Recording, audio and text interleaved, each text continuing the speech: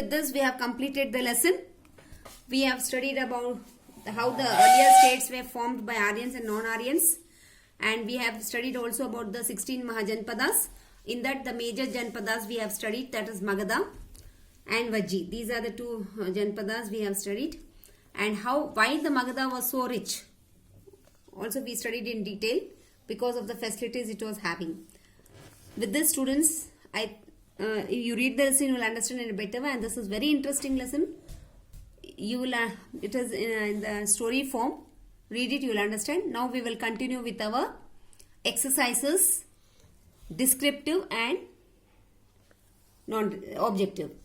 Key terms: intermixing, mix together; fortification, defensive works; Janapada, a tribal state; Mahajanpada, a larger state formed by different Janpadas; Guild, medieval association of craftsmen; barter system, exchange of goods without using money; monarchy, government headed by monarch; republic, state in which supreme power is held by the people or their elected representatives.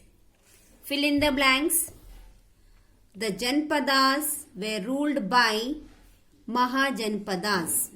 Second one, there were 16 Mahajanpadas. Students, same spelling here. Third one, Vajji was a fifth Mahajanpada. The four important Mahajanpadas were Magadha, Avanti, Vatsa and Kausala. Fifth one, traders and industries had their own guilds. Guilds, guilds. Last, fill in the blanks. The capital of Bimbisara was Rajgirha. Right, true or false? All the Mahajanpadas were republic. False. They all were not republic. During this period, slavery was practiced. Yes, true. Third, true or false? Women and dasa practiced in the Vajji assemblies. False. Fourth one, the last Nanda ruler was Dhananda. True. Ajatasattu was killed by Bimbisara. False. Vajji Republic defeated Ajatasattu. False. Choose the correct answer. First one, the most powerful of the 16 Mahajanpada was D is the answer, Magadha. Second one, following were known as republics. A is the answer, Kosala, Avanti, Vatsa and Magadha. You can see these names. It is given very clearly even in fill in the blanks.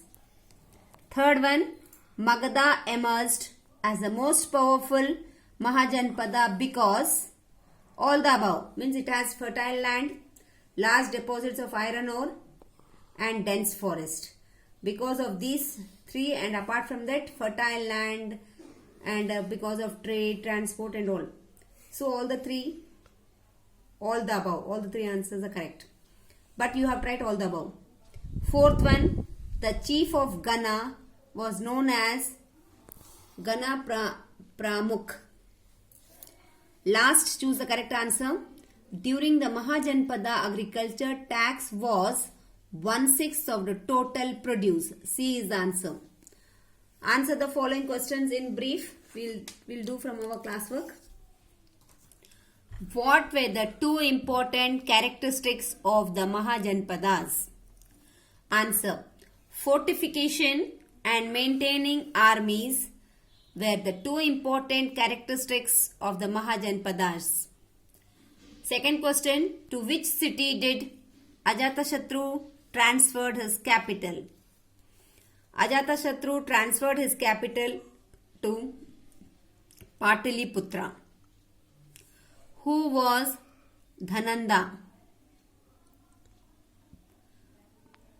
Dhananda was the last ruler of Nanda dynasty. Who brought an end to the Nanda dynasty? Chandragupta Maurya brought an end to the Nanda dynasty. Fifth question. What do you understand by Gana? Gana means different form of government and a group of many members.